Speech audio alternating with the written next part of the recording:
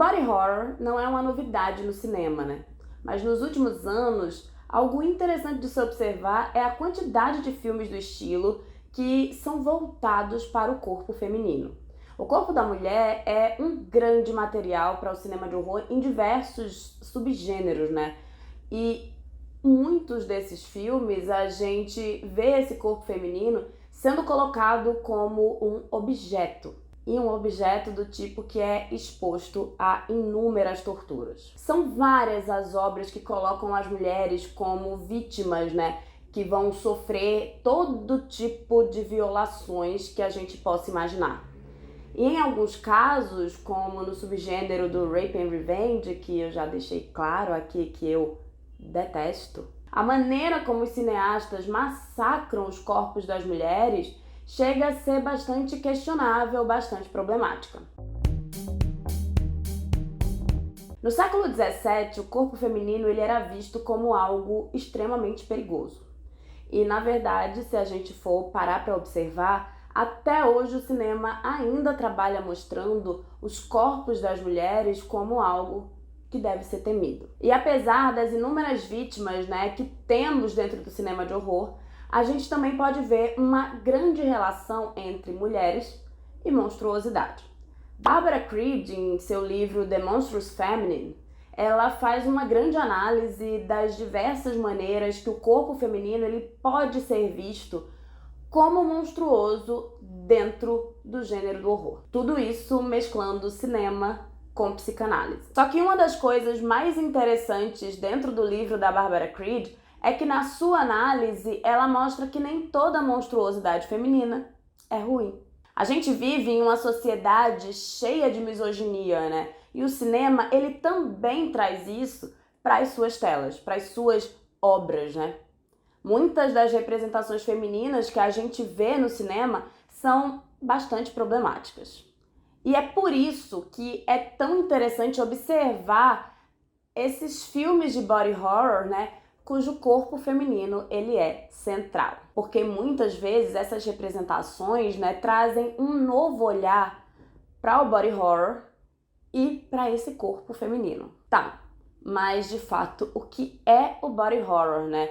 Como esse horror corporal se apresenta nos filmes? O body horror é um subgênero do horror que apresenta intencionalmente violações, mutilações, distorções gráficas e até psicologicamente perturbadoras do corpo humano. Ele mostra na tela, né, as vítimas humanas presas em seus corpos, enquanto esse corpo ele se distorce e muitas vezes esse corpo se transforma e até mesmo se degenera. É um subgênero onde o corpo humano é a própria matéria do horror. E a gente, como público, né, a gente acaba se envolvendo em um nível emocional onde o medo ele se faz extremamente presente, mas outros sentimentos e sensações também. Então, o body horror, ele repele a gente, ele nos deixa desesperados, só que ao mesmo tempo ele também evoca simpatia pela pessoa que está passando ali na tela, né? Pela transformação corporal. O body horror, ele geralmente induz a audiência a ter uma reação física bastante incômoda por conta do que ela tá vendo. E ele acaba fazendo com que o público seja forçado a confrontar a fronteira entre o humano e o monstruoso. E quando se fala em body horror, muita gente automaticamente pensa no David Cronenberg. Apesar dele dizer em uma entrevista para a IW que criativamente para ele, né, não existe isso de body horror. Mas quando se fala sobre seus filmes, logo se pensa nesse subgênero. Com sucessos como A Mosca, Videodrome e o recente Crimes do Futuro, o cineasta ele explorou o horror presente dentro dos corpos humanos como poucos cineastas fizeram, sabe? Mas o body horror, ele vem de antes do David Cronenberg. Frankenstein, da Mary Shelley, provavelmente é um dos primeiros livros que usou do body horror, como a gente conhece, né, para contar a sua história. A gente tem uma criatura que é criada através das partes, né, partes do corpo humano de pessoas que já morreram e, enfim, a obra traz o horror e o desespero através desse corpo disforme, né? E que se transforma. E esse corpo, ele é colocado na história como uma fonte de assombro, de pavor, de repulsa e até mesmo como fonte de empatia por parte do público, porque a criatura ela passa por todo tipo de sofrimento possível. Então é bem difícil ler Frankenstein e não sentir empatia pela criatura. Mas o body horror mais gráfico, né, e que foi popularizado nas telas de cinema, ele começou a partir da década de 50. E depois, na década de 60, com o filme O Bebê de Rosemary, a gente teve o body horror chamando bastante atenção. Apesar do filme ser da década de 60, eu vou tentar não dar muitos spoilers dos acontecimentos mais importantes de O Bebê de Rosemary, tá? Mas o filme vai contar a história de Rosemary Woodhouse, que é uma mulher, né, que se muda com o marido e quando eles estão nesse apartamento, né, ela acaba se vendo grávida e sem nenhuma autonomia sobre o próprio corpo. Rosemary acaba percebendo, né, como a sua gravidez acaba controlada pelo seu companheiro e pelas pessoas sinistras que existem pela vizinhança.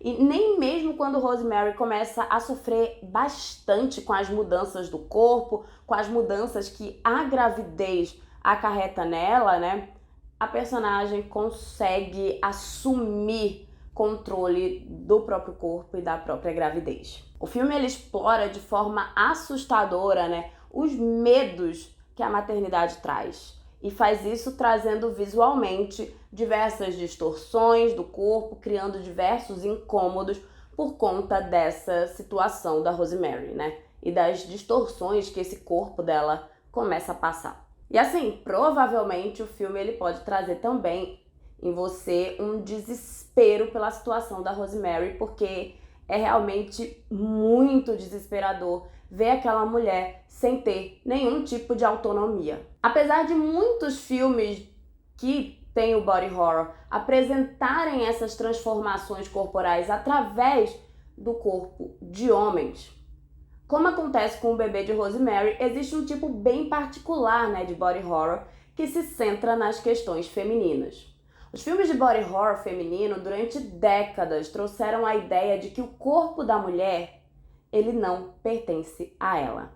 E é isso que torna ainda mais aterrorizante tudo, sabe? Porque tem uma relação bem direta com a realidade, né? Com a nossa sociedade.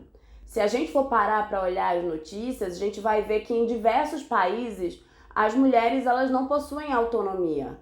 E em muitos outros lugares, os direitos das mulheres estão diminuindo mais e mais, fazendo com que a gente, que é mulher, se veja sem a possibilidade, sabe, de controlar algo que é nosso, que é o corpo que a gente possui. Então, o Bebê de Rosemary, ele traz isso de maneira extremamente aterrorizante. E o body horror feminino, ele faz isso. Ele traz os medos de ser mulher. Muitos são os cineastas homens, né, que se utilizaram do body horror para contar histórias centradas em mulheres. O Luca Guadagnino, em Suspiria, ele traz a sua versão do clássico do Dario Argento e, apesar de se utilizar do body horror para contar a história, né, ele faz isso de uma maneira muito sua, muito particular. É uma história de bruxas, mas também é um body horror. E muito do horror do filme vem exatamente do corpo daquelas mulheres. O longa, ele centra, né, em Suzy, que é uma jovem bailarina que vai para uma companhia de dança na Alemanha. E nessa companhia, do nada, sabe, diversos desaparecimentos e mortes bem esquisitas, elas começam a acontecer. Historicamente, a dança ela era considerada algo perverso, né? E era algo que se considerava que dava autonomia às mulheres, veja só. Então, no século XVII, se acreditava, né, se achava que as mulheres deveriam suprimir os próprios desejos, né? E a dança era algo que fazia com que esses desejos viessem à tona. Então, no Suspiria do Guadagnino, a dança ela tá ali, presente o tempo inteiro. e é a partir dela que a gente vê a beleza dessa arte ligada diretamente ao horror que o corpo pode trazer. A mesma dança que libera Suzy é a que mata outras personagens. O corpo, ele é fonte de prazer e beleza, mas ele também é fonte de dor e destruição. E se muitos homens trouxeram os corpos das mulheres como centrais em seus filmes de body horror, nos últimos anos, se a gente for parar para observar, a gente tem visto muitas mulheres se utilizando do subgênero para falar sobre puberdade e sobre a sexualidade feminina. A Julia Ducournau tem sido uma das diretoras contemporâneas que mais trabalha o body horror em seus filmes, né? Então, em Júnior, que é um curta-metragem, né? Seu primeiro curta-metragem lançado comercialmente, ela traz o tema da puberdade e das modificações corporais que essa fase da vida tem nas mulheres. O curta retrata uma jovem literalmente trocando de pele enquanto passa pela puberdade, o que causa bastante desconforto e até estranhamento no público. É um filme muito interessante, mas realmente ele vai te causar sensações desconfortáveis. Em Raw, que foi seu primeiro longa-metragem lançado comercialmente, né, ela mostra uma jovem vegetariana que, ao iniciar na faculdade de veterinária, né, ela passa por um trote e come carne crua. A partir daí, ela desenvolve uma alergia que só melhora se ela se alimentar de carne humana. O corpo e suas mudanças são centrais na narrativa, sabe? E em Titane, a gente vê uma serial killer que fica grávida de um carro. Sim, é inusitado, eu sei. E o corpo dessa mulher, ele passa por muitas transformações bem dolorosas e bem gráficas, tá? São situações bastante estranhas e, assim, maravilhosamente estranhas. E mesmo Titane sendo uma das obras mais esquisitas, né, da Julia, é a que traz o body horror feminino de uma forma mais parecida com o que acontece em outros filmes do gênero, né? A gente vai ter aí a maternidade e a questão da suposta falta de autonomia que a maternidade pode trazer para uma mulher.